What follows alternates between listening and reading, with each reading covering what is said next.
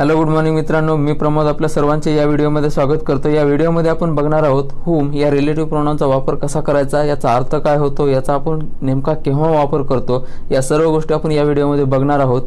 याच्या अगोदर एक व्हिडिओ बनवला होता who या रिलेटिव्ह प्रोनाउनवरती आणि त्याच्यामध्ये त्याचा वापर, अर्थ आणि केव्हा वापरायचा या सर्व गोष्टी सांगितल्या होत्या आणि त्या व्हिडिओवरती एक मला कमेंट आली श्रीधर सोनवणे यांच्याकडून आणि यांची अशी रिक्वेस्ट आहे की ते म्हणतात की जे बाकीचे राहिलेले रिलेटिव्ह प्रोनाउन आहेत whom, what, that, which, whose, when, where, why हे जे रिलेटिव्ह प्रोनाउन आहेत याच्यावरती एक व्हिडिओ बनवा।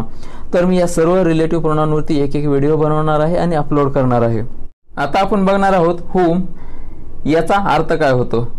whom याचा अर्थ होतो कोणाला। मग याचा आपण वापर केव्हा करतो, ज्यावेळेस आपल्याला एखाद्या व्यक्तीविषयी बोलायचं असतं त्यावेळेस आपण याचा वापर करत असतो।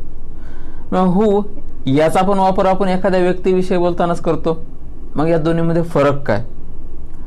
who हे ॲज अ सब्जेक्ट म्हणून यूज केलं जातं तर whom ॲज ऑब्जेक्ट म्हणून यूज केलं जातं। एक सब्जेक्टिव्ह केस आहे, एक ऑब्जेक्टिव्ह केस आहे। सब्जेक्टिव्ह केस आणि ऑब्जेक्टिव्ह केस काय आहे, ज्या वेळेस आपण एखाद्या प्रोनाउनचा वापर सब्जेक्टच्या जागेवर केला जातो त्यालाच आपण सब्जेक्टिव्ह प्रोनाउन असं म्हणतो आणि ज्या वेळेस आपण एखाद्या प्रोनाउनचा वापर ऑब्जेक्टच्या ठिकाणी केला जातो त्यालाच आपण ऑब्जेक्टिव्ह केस असं म्हणतो। जसे की आपण ही, आय, सी, दे हे प्रोनाउन यूज करू शकतो सब्जेक्टच्या जागेवर, त्याच पद्धतीने आपण इथं whoचा वापर करू शकतो। आणि ज्या पद्धतीनं मी, हिम, हर, देम हे ऑब्जेक्टिव्ह प्रोनाउन यूज करतो त्याच पद्धतीने आपण इथं whomचा पण वापर करू शकतो। समजलं की नेमका आपण whomचा वापर कुठं करतो आणि whoचा वापर कुठं करतो ते एका वाक्याद्वारे आपण समजून घेऊया की नेमका वाक्यामध्ये कोण कोणत्या ठिकाणी येत आहे ते। आता एक वाक्य मला असं म्हणायचं आहे की राम तिला बोलत आहे, तर वाक्य कशा पद्धतीने तयार करता येईल, Ram is talking to her अशा पद्धतीने वाक्य तयार करता येईल। आता याच्यामध्ये राम कोण आहे, सब्जेक्ट आहे। राम काय करतोय, राम तिला बोलायचं काम करतोय। याच्यामध्ये ऍक्शन कोण करतंय, बोलायचं काम कोण करतंय, राम करतोय। मग कोणाला बोलतोय, तिला बोलतोय। मग ती कोण आहे, ती ऑब्जेक्ट आहे। ऑब्जेक्ट कुठे येत असतं, वर्बच्या नंतर येतं आणि सब्जेक्ट कुठे येतं, वर्बच्या अगोदर येतं। ऍक्टिव्ह वॉइस आणि पॅसिव्ह वॉइस सोडलं तर बरं। तर समजलं की आपण नेमका ऑब्जेक्ट कुठे येते आणि सब्जेक्ट कुठे येते ते।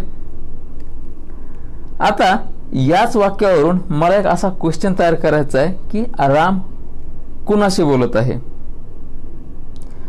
तर क्वेश्चन कशा पद्धतीने तयार करता येईल, to whom is Ram talking अशा पद्धतीने आपण एक क्वेश्चन तयार करू शकतो।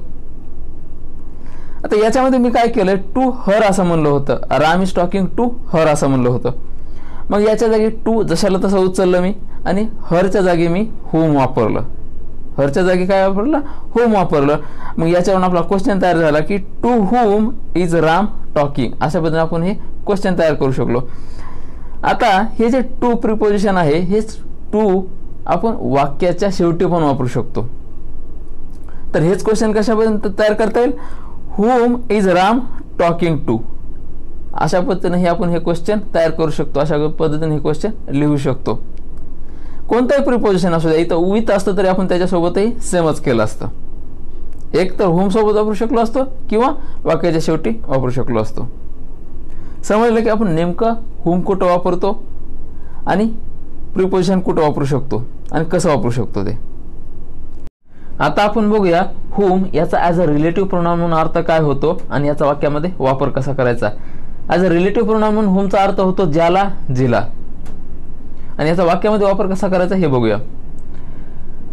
त्याच्या अगोदर आपण दोन वाक्य बघूया समजून घेण्यासाठी। एक वाक्य असं आहे की हा एक मुलगा आहे, दिस इज अ बॉय, आणि दुसरं वाक्य असं आहे की मी त्याला पैसे दिले, आय गिव्ह हिम मनी। आता या दोन वाक्यावरून मला एक असं वाक्य तयार करायचंय, मला असं म्हणायचंय की हा तो मुलगा आहे ज्याला मी पैसे दिले। तर वाक्य कशाबद्दल तयार होईल, आपला रिलेटिव्ह प्रोनाउन whomचा वापर करून, this is the boy whom I give money अशा पद्धतीने वाक्य तयार झालं। आता हे पहिलं वाक्य होतं this is a boy, this is a boy, हा एक मुलगा आहे। मुलगा कोणता असू शकतो, कोणता स्पेसिफिक सांगतो का मी नाही। मग 3 नंबरचं जे आपलं वाक्य तयार झालं याच्यामध्ये काय म्हणलं मी, दिस इज द बॉय म्हणलंय। आता इथं द बॉय का म्हणलं, मी त्या मुलाविषयी बोलतोय. दिस इज द बॉय म्हणजे त्या स्पेसिफिक मुलाबद्दल बोलतोय. कोणत्या? पुढे सांगतोय हुम. हे हुम काय? ज्याला. याचा अर्थ काय? ज्याला. मग त्या मुलाविषयी बोलतोय. हुम आय गिव्ह मनी, ज्याला मी पैसे दिले त्या मुलाविषयी बोलतोय या वाक्यामध्ये. समजलं? This is the boy whom I give money. अशा पद्धतीने हे वाक्य तयार होतं. याच्यामध्ये कर्ता कोण आहे? आय, मी पैसे द्यायचं काम करतोय. कुणाला देतोय? त्या मुलाला पैसे द्यायचं काम करतोय. मग इथं हुम कुठून आलं? हे जे आपलं 2 नंबरचं वाक्य आहे, या 2 नंबरच्या वाक्यामध्ये काय म्हणलं होतं मी? आय गिव्ह हिम मनी. याच्यामध्ये जे हिम आहे, या हिमच्या जागेवर मी काय करतोय? हुमचा वापर करतोय. हे आयच्या अगोदर आपण वापरलं हुम आणि त्याच्यानंतर पुढचं वाक्य आपण कंटिन्यू केलं. हुम हे रिलेटिव्ह प्रोनाउन आपण कायसाठी वापरतो? की ज्याही वेळेस आपल्याला हुम हे रिलेटिव्ह प्रोनाउनच्या अगोदर येणारं नाउन किंवा प्रोनाउन याचा संबंध जर पुढच्या वाक्याशी जोडायचा असेल तर आपण रिलेटिव्ह प्रोनाउनचा वापर करत असतो. रिलेटिव्ह प्रोनाउनची व्याख्याच ही आहे की आपण ज्याही वेळेस रिलेटिव्ह प्रोनाउनच्या अगोदरचा नाउन किंवा प्रोनाउनचा संबंध जोडायचा असेल वाक्याशी, बाकीच्या पुढच्या वाक्याशी, त्यावेळेस आपण त्याचा वापर करत असतो. समजलं की आपण हुमचा वापर कसा करतो ते. आता दुसरं एक वाक्य बघूया. तर दुसरं वाक्य मला असं म्हणायचं की हा तो मुलगा आहे ज्याच्याशी तुम्हाला बोलायचं होतं. तर वाक्य कशापर्यंत तयार होईल? This is the boy to whom you wanted to speak. अशा पद्धतीने हे वाक्य आपण तयार करू शकतो. दुसरं एक वाक्य बघूया. दुसऱ्या वाक्यामध्ये मला असं म्हणायचंय की ती मुलगी जिला तुम्ही प्रपोज केलं ती प्रिन्सिपलची मुलगी आहे. तर वाक्य कशापर्यंत तयार होईल? The girl whom you proposed is principles daughter. अशा पद्धतीने हे वाक्य आपण तयार करू शकतो. आता याच सेम अर्थानं आपण हेच वाक्य अजून वेगळ्या पद्धतीने एक लिहू शकतो. तर हेच वाक्य दुसऱ्या पद्धतीने कसं लिहू शकतो? The girl is principles daughter whom you proposed. अशा पद्धतीने वाक्य तयार करू शकतो. याच्यामध्ये कर्ता कोण आहे? याच्यामध्ये कर्ता तुम्ही आहेत. प्रपोज कुणाला केलंय? त्या मुलीला केलंय जी प्रिन्सिपलची मुलगी आहे. बरोबर आहे? समजलं हे वाक्य? पण आता मला असं दाखवायचं असेल की ती मुलगी जी प्रिन्सिपलची मुलगी आहे तिनं तुम्हाला प्रपोज केलंय. तर वाक्य कशापर्यंत तयार करता येईल?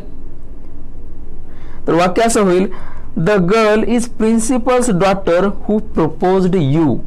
अशा पद्धतीने वाक्य तयार होईल. याच्यामध्ये कर्ता कोण आहे? ती मुलगी आहे, तिनं प्रपोज तुम्हाला केलंय. मग याच्यामध्ये वापर कोणाचा झालाय? हुचा झालाय. ज्या वेळेस आपण एक कर्ता म्हणून आपण वापर करायचा असेल त्यावेळेस आपण हु या रिलेटिव्ह प्रोनाउनचा वापर करतो आणि ज्या वेळेस एक ऑब्जेक्ट म्हणून वापर करायचा असेल त्यावेळेस आपण हुमचा वापर करतो. समजलं की आपण हुमचा वापर कुठं करतो आणि हुचा वापर कुठं करतो ते. आपण दुसरं एक वाक्य बघूया. दुसऱ्या वाक्यामध्ये मला असं म्हणायचं की आपण ज्याला भेटलात तो PSI आहे. आपण ज्याला भेटलात तो PSI आहे. तर वाक्य कशावरून तयार करता येईल? The man whom you met is PSI. आता इथं हुम कोणाबद्दल आले? त्या माणसाबद्दल. द मॅन म्हणजे त्या माणसाबद्दल ज्याला तुम्ही भेटलात त्या माणसाबद्दल आपण इथं हुमचा वापर केलाय. भेटायचं काम कोण करताय? तुम्ही करताय. कुणाला करताय? त्या माणसाला जो PSI आहे. समजलं की आपण हुमचा नेमका वापर कसा केला ते. आता आपण शेवटचं एक वाक्य बघूया. शेवटचं वाक्य मला असं म्हणायचं आहे की तो मित्र ज्याला आपण बस स्टॉपला भेटलो तो भेटायला येत आहे. तर वाक्य कशापर्यंत तयार करता येईल? The friend whom we met at the bus stop is coming to visit. अशा पद्धतीने आपण वाक्य तयार करू शकतो. आता हेच वाक्य जर मला दुसऱ्या पद्धतीने लिहायचं असेल तर कशापर्यंत तयार करू शकतो? The friend is coming to visit whom we met at the bus stop. अशा पद्धतीने हे वाक्य तयार करू शकतो. जर तुम्हाला या व्हिडिओमध्ये कुठं काही समजलं नसेल, काही प्रॉब्लेम असेल तर तुम्ही मला कमेंट करून सांगू शकता. तसंच तुम्हाला एखाद्या दुसऱ्या कुठल्या टॉपिकवरती व्हिडिओ पाहिजे असेल तर तुम्ही मला कमेंट करून सांगू शकता. अशाच पद्धतीने प्रॅक्टिस करत राहा. पुन्हा भेटूया पुढच्या व्हिडिओमध्ये. Good bye.